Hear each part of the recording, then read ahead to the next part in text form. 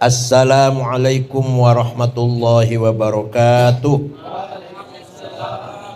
Bismillah, alhamdulillah, wassalatu wassalamu ala sayyidina Muhammad Rasulillah wa ala alihi wa sahbihi wa man tabi'a sunnatahu wa jama'atah min yaumina hadha ila yaumin hadha.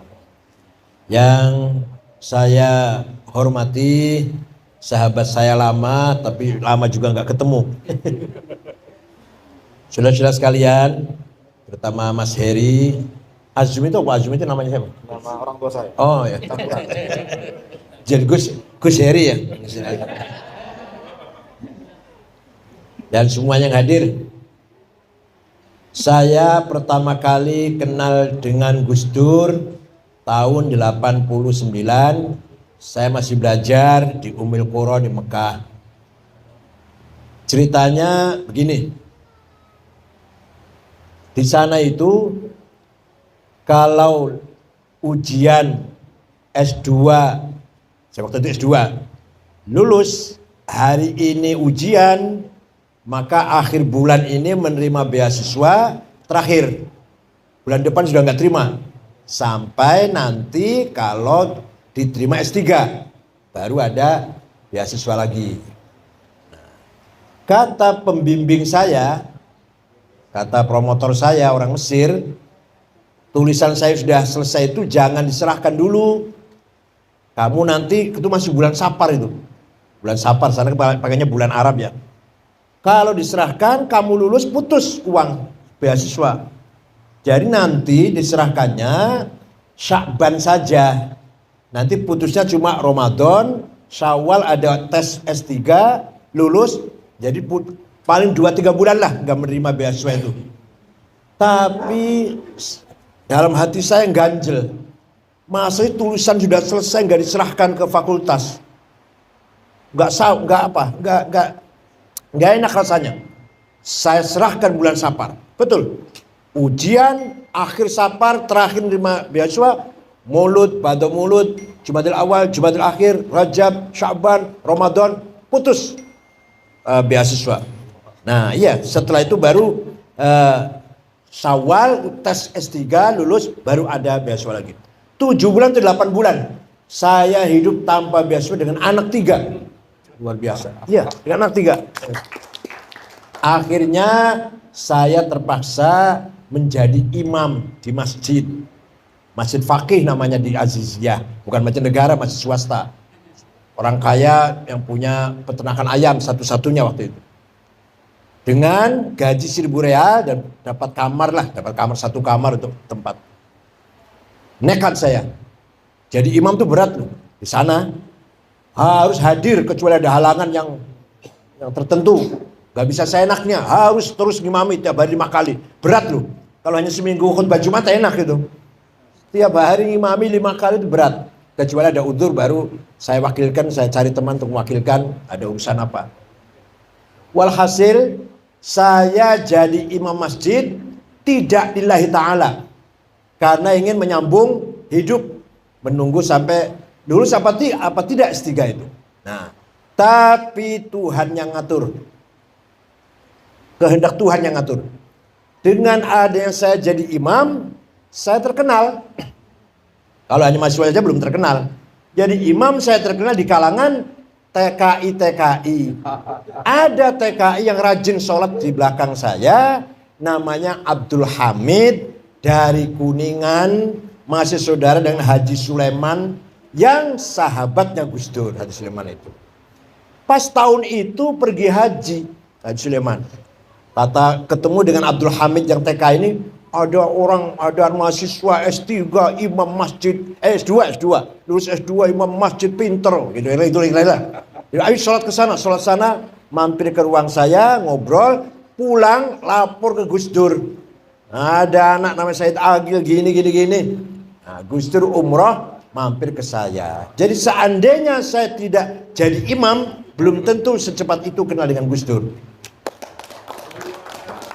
Ketika umroh itu dengan rombongan Kiai Nur Muhammad. Banyak rombongannya. Gus Dur nggak mau tinggal di hotel. Di rumah saya. Ya hari sehari cuma 24 jam tuh ngobrol lah 24 jam itu. Iya, ilmu ya apalah semua diobrolkan. Saya baru tahu kedalaman ilmunya Gus Dur dan kedalaman cara berpikirnya Gus Dur.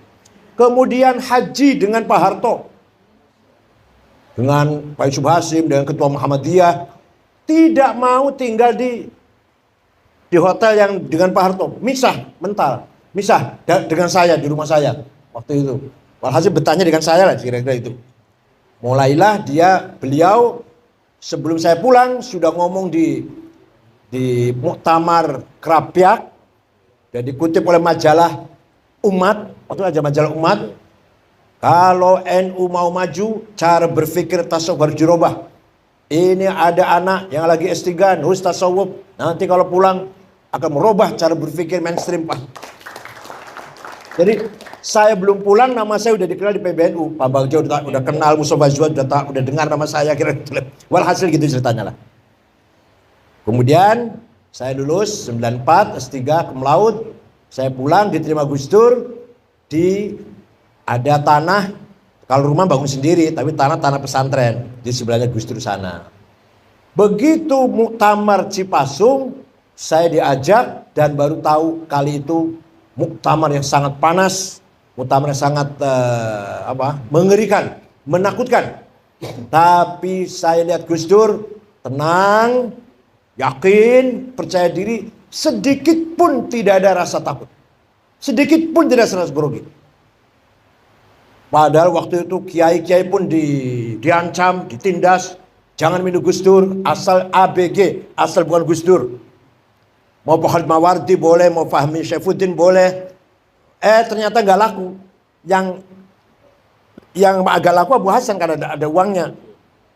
Jadi peserta muktamar itu ada kalanya kiai atau pengurus NU yang sudah dibawahi rasa takut atau sudah dihimbau dengan uang, atau malah yang paling konyol, peserta muktamar bukan pengurus NU yang dari luar Jawa itu kebanyakan. Waktu itu ada namanya Sospol pakai baju koko, pakai sarung kalungan sorban, kopiah hitam. Itu baru bukan pengurus NU, bukan itu.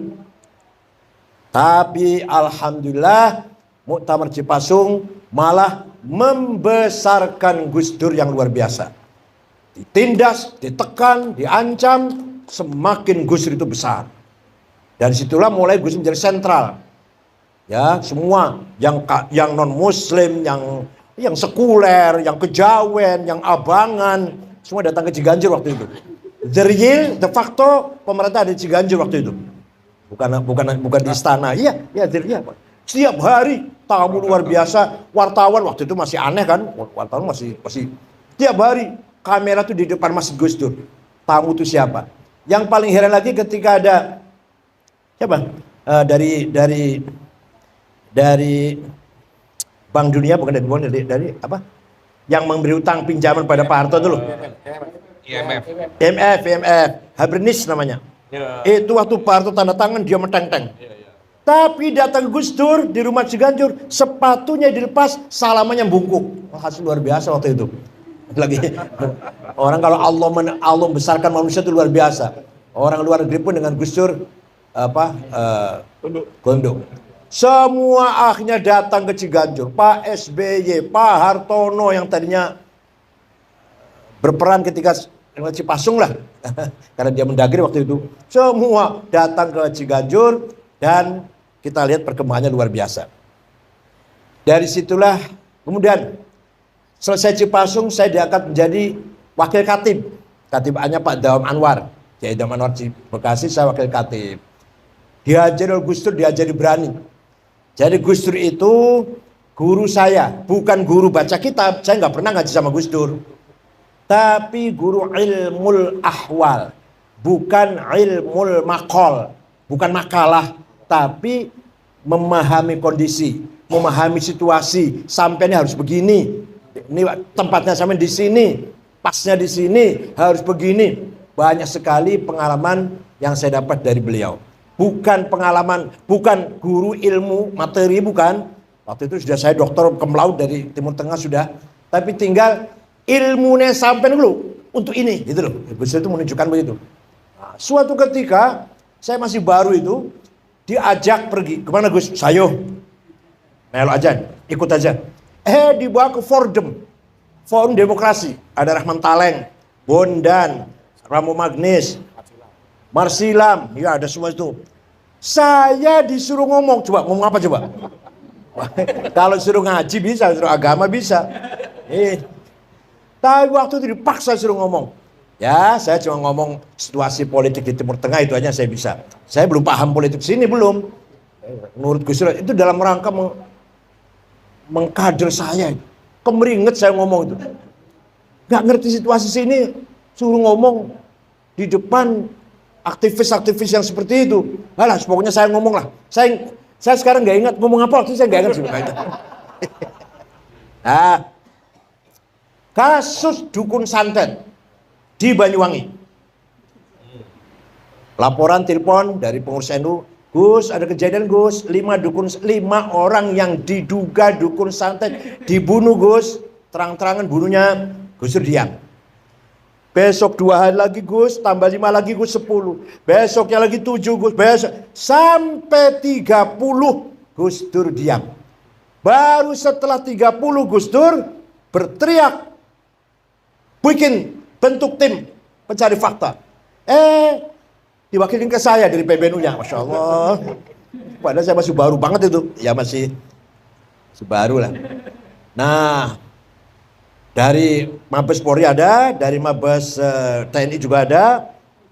Ya, saya dari NU-nya berangkat ke Jawa Timur. Sebentar, tadinya maunya malam, ditunggu oleh Pak Imam Utomo waktu jadi gubernur baru 1 minggu atau 2 minggu.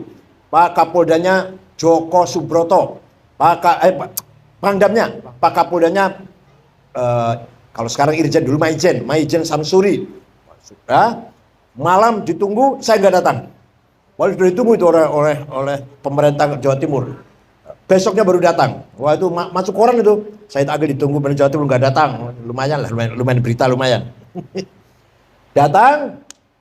Saya waktu didamping oleh Cak Anam Jawa Timur. Saya beberkan semua fakta-fakta yang saya dapatin, Anam juga. Joko Subroto kurang 15 menit keluar meninggalkan rapat itu. Malah masuk berita besar-besaran, Pangdam Jawa Timur ngambek. Pertemuan belum selesai sudah meninggalkan tempat.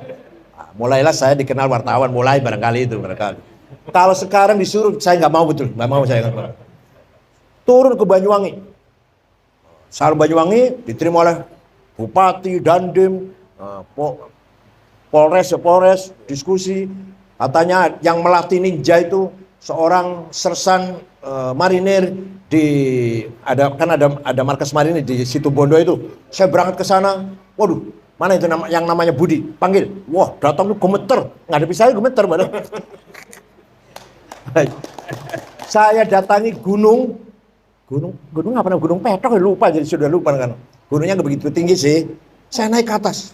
Sana datar, di sini tempatnya marinir melatih ninja-ninja itu. Konon ceritanya gitu. Saya ditemani oleh Gus Yusuf. Karena itu berbatasan antara Situbondo Jember. Gus Muhammad. Waktu itu belum ya masih saya dari PBNU, Gus Yusuf masih belum lah gitu. Ditemani dan terus sampai saya pulang bikin laporan ke Pak Wiranto dan sebagainya. Itu mulai saya diajari Gus Dur tuh berani seperti itu, nekat betul. Padahal kalau waktu naik tadi kalau jerongkong kan jatuh terus beritanya jatuh sendiri kan ya. Kecelakaan itu sudah jam 5:30 sore itu padahal. Diantar oleh beberapa tentara, oleh beberapa polisi. Waktu naik itu ya kita rombongan sih. Kemudian kasus kerusuhan Mei 98, 18 Juli Mei, saya juga menjadi wakil ketua tim pencari fakta. Ketuanya Pak Marzuki Darusman, saya bukan ketuanya. Anggotanya Hakim Garuda Nusantara, Ibu siapa? Ibu Nur siapa? Lupa sekarang. Ada Nur Syahbani, satu lagi ada Nababan, ada Bambang Wijoyanto. Saya wakil ketuanya itu. Ya, karena semua orang bukan melihat saya, melihat Gus Dur. Alhamdulillah ada beberapa hasil penyelidikan yang sekian yang diperkosa, sekian yang dibunuh, yang terbunuh dan sebagainya. Kita laporkan juga ke Pak Wiranto waktu itu, Pak Panglima. Walhasil setelah itu saya masuk ke anggota Komnas HAM. setelah jadi pencari fakta kerusuhan Mei itu. Pengalamannya agak lumayan juga saya ini. Jadi Komnas HAM, jangan sembarangan loh. Komnas HAM dulu dengan sekarang beda. Komnas HAM dulu berhadapan dengan tentara. Dan honornya 1.800.000. Kalau sekarang lumayan sekarang. 500 kalau dulu waktu itu. Nah, begitulah cara bagaimana Gus Dur mendidik saya atau menggembleng saya. Begitu lahir PKB, saya menjadi jurkam nomor 1 di TV. Nomor 1. Dan saya tim 5. Ketuanya Ki Ma'ruf, wakilnya saya, Pak Rozi Munir, Pak Bagja, Mustafa Zuhad. Yang menulis ADRT, Mabda' Siasi, mukaddimahnya ADRT PKB, itu tulisan saya itu. Hubungan antara agama dan negara. Tulisan saya itu. Tapi begitu saya ya kampanye ya apa, Gus bilang apa? Sampean nggak usah pengen jadi DPR, gimana? Padahal pengen banget. Sampai Bu Mega datang, ikut pas saya itu orang oleh jadi DPR PKB, gua akui yo. Untuk saya saja PDI ya, nanti nomor 1 dari DKI jadi. Ojo, jangan coba. Udah, sabar. Lah, begitu Gus jadi presiden, saya diomongin lagi di Hotel Syahid. Saya harus sampai jadi menteri ya, Masya Allah. Pada orang-orang semua meyakini saya akan jadi menterinya lah. Sampai Pak Amir Rais ketika nyusun kabinet, ada Amir Rais, ada Pak Akbar Tanjung. Saya nggak masuk sampai kaget Pak Amir Rais. Pasti gak dibawa ke Gus. Jawabnya apa jawabnya? Gak bisa bahasa Inggris, Masya Allah. Remeh banget jawabnya itu. Padahal nyuwun sewu ini cerita bukan cerita ya. Padahal yang jadi menteri agama Pak Tolha juga gak bisa bahasa Inggris sama aja. Pak Tolha Hasan. Ya ini cerita bukan ini, supaya perjalanan saya begitu. Begitu mau di Muktamar NU di Lubuk saya maju, yang tadinya Gus Dur itu mendukung, kurang 6 bulan Gus Dur nggak dukung. Dukungnya Pak Hashim Muzadi. Gak apa-apa, itu saya terima, itu supaya saya mateng betul itu. Saya tetap maju. Ya kalah. Didukung presiden Pak Hashim.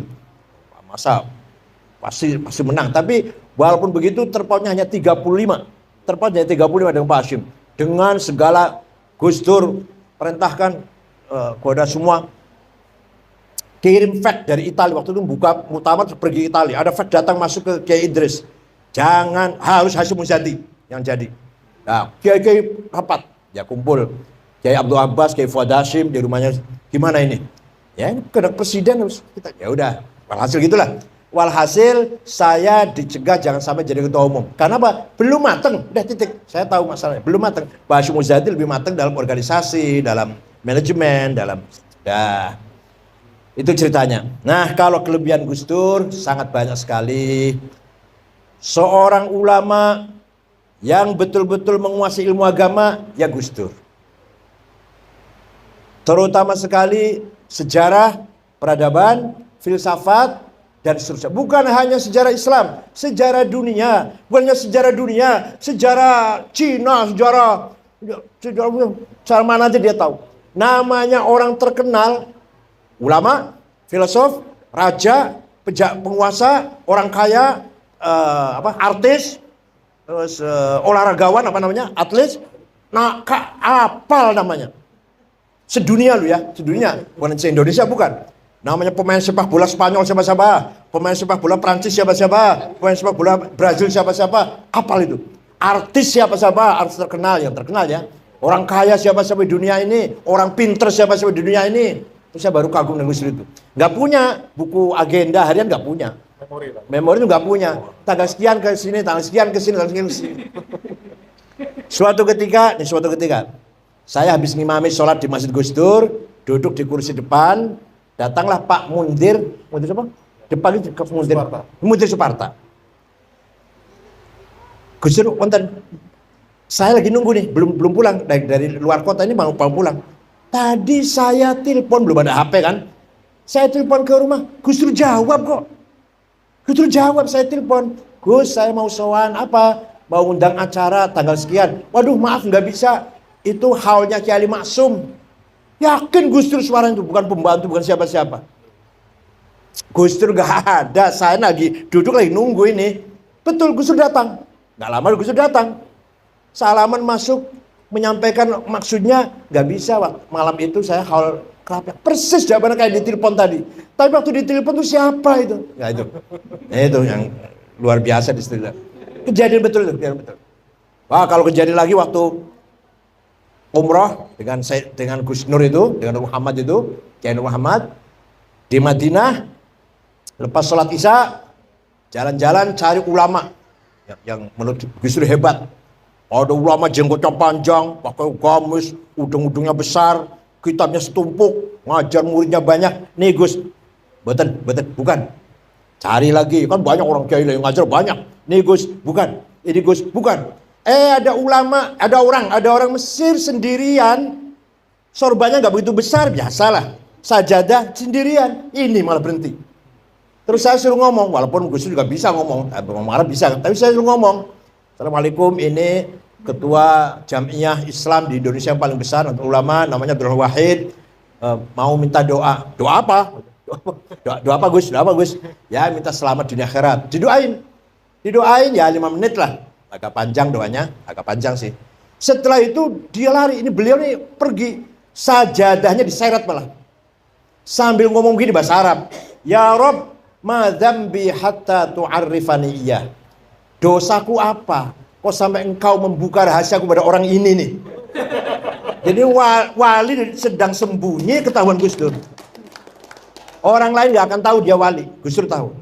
Sampai dia merasa punya dosa apa? Saya lagi sembunyi kok, lagi nyamar ketahuan. Padahal intel ketahuan lah, kamu intel ya. Terus mencari kuburannya Imam Ali Uraidi bin Ja'far Shadiq. Waktu sudah di tengah-tengah kebun korma dan sudah di pagar kelilingnya udah dihancurkan lah karena di sana nggak boleh ziarah kubur kan. Ya ada saja orang ziarah sih. Gus Dur mau baca Fatihah 1000 kali. Saya Haji Sulaiman dan beliau. Baru 35-an atau 40 lah polisi datang ngusir. Apa Gus Dur apa? Anta adullah, kamu musuh Allah. Nggak apa-apa tuh. Lalu biasa orang Saudi kalau gitu kan marah kan, nggak dibiarkan tuh. Walhasil gagal baca Fatihah 1000 kali. Itu pengalaman saya dengan beliau. Pengalaman ziarah ke Sunan Ampel. Yang hubungan saya, Gus Sulaiman, Gus Masnu, Gus Mu'ad, Gus Thohir, Gus Lukman. Ya. Terus jam 12 malam baru masuk ziarah ke Sunan Ampel. Kita ini disuruh baca la ilallah keras. La ilaha illallah, la ilaha. Gusnya diem aja. Enak banget ya. 1 jam. La ilaha illallah. Kendor gak boleh. La ilaha. Juru kuncinya namanya Kiai Nawawi. Gak boleh kita berhenti dan gak boleh kita kendor. Terus. La ilaha illallah keras. Gusnya diem aja. Ternyata ketika diam itu lagi mukhatabah. Lagi dialog dengan Sunan Ampel. Isinya antara lain, jangan takut, jangan khawatir, kamu pasti dilindungi oleh Allah. Ini jauh sebelum jadi presiden belum. Kemudian buka puasa, ini ceritanya nggak urut ya, nggak apa-apa ya. Buka puasa di rumahnya Pak Rozi Muni di Puncak. Saya satu mobil dengan Mas Saiful dengan Muhaimin. Waktu itu masih kaya saya dengan Mas Imin dengan Mas Saiful masih kaya saya.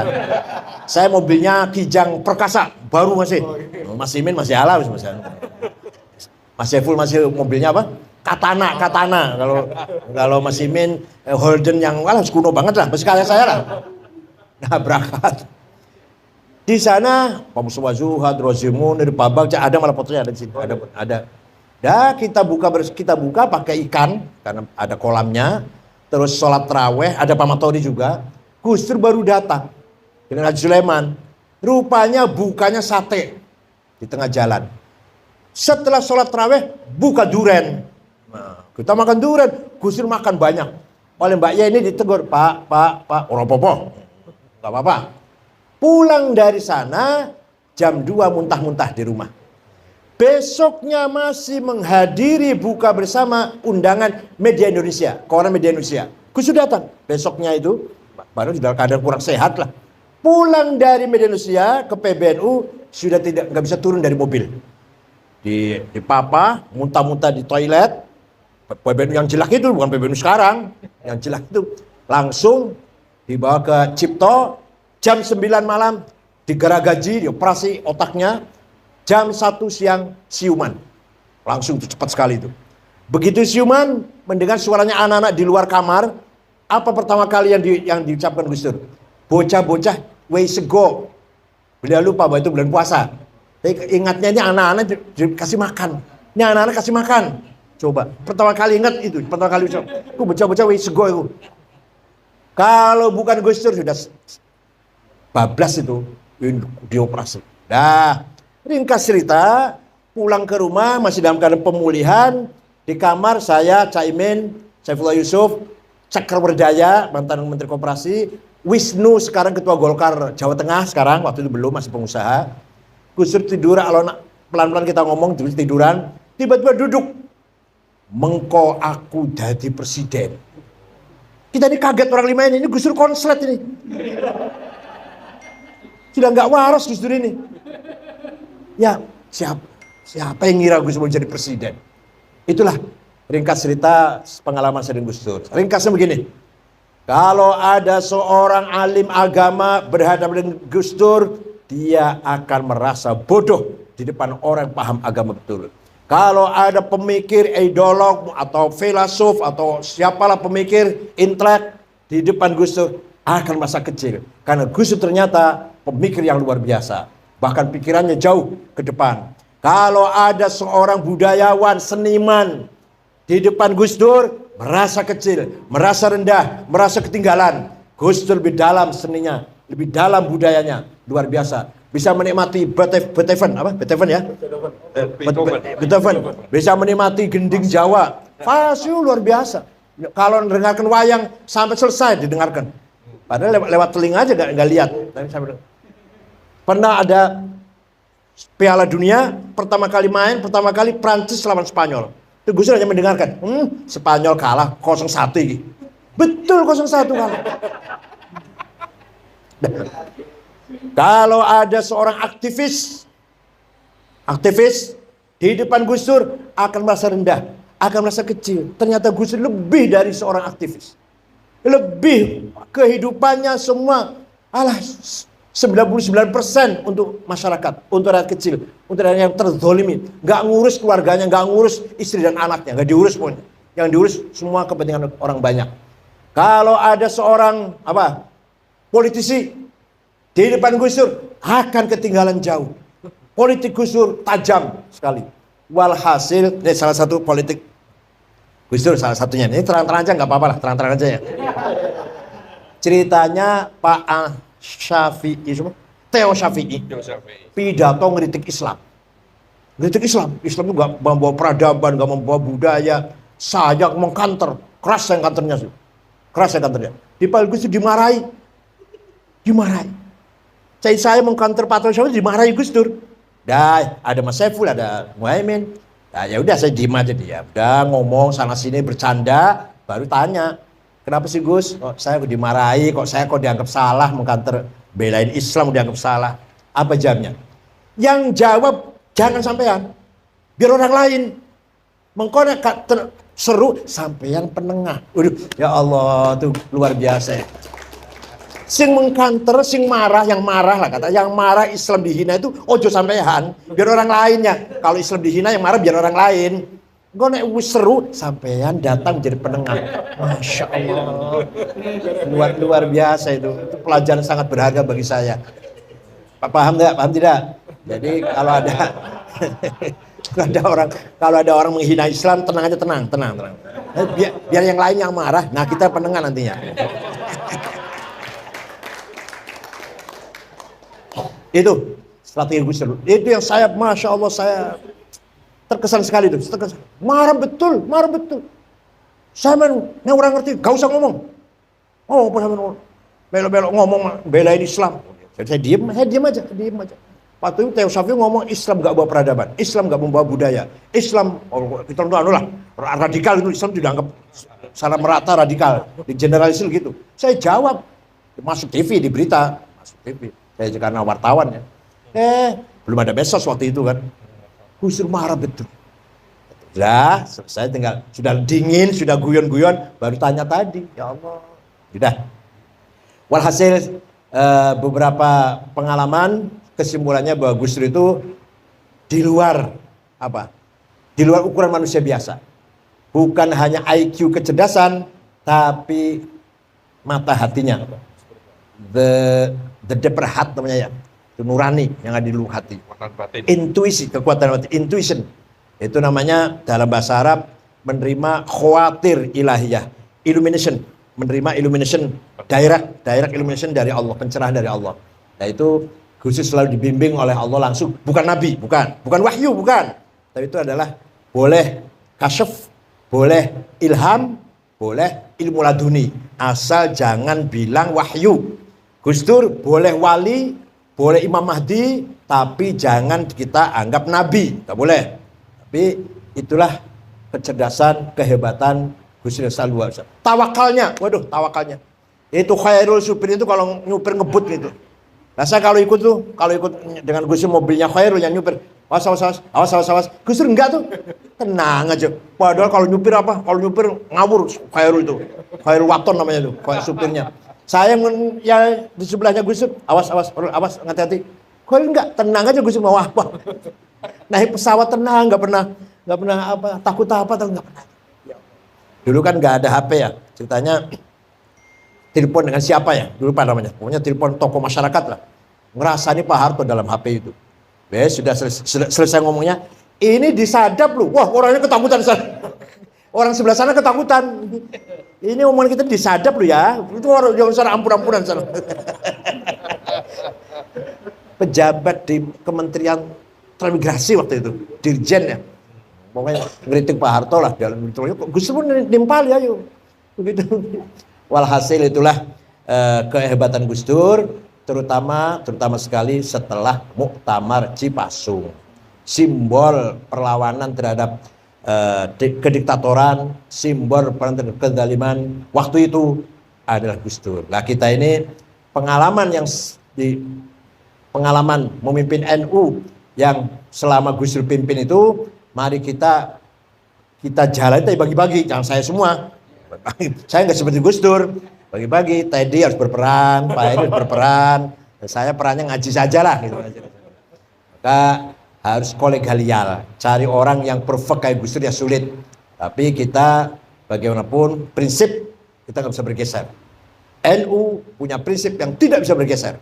Tawassut moderat itu wujud cerdas. Kalau nggak cerdas nggak mungkin tawassut. Orang kalau nggak cerdas nggak mungkin tawassut. Ya kalau orang nggak tawassut ya nggak cerdas itulah.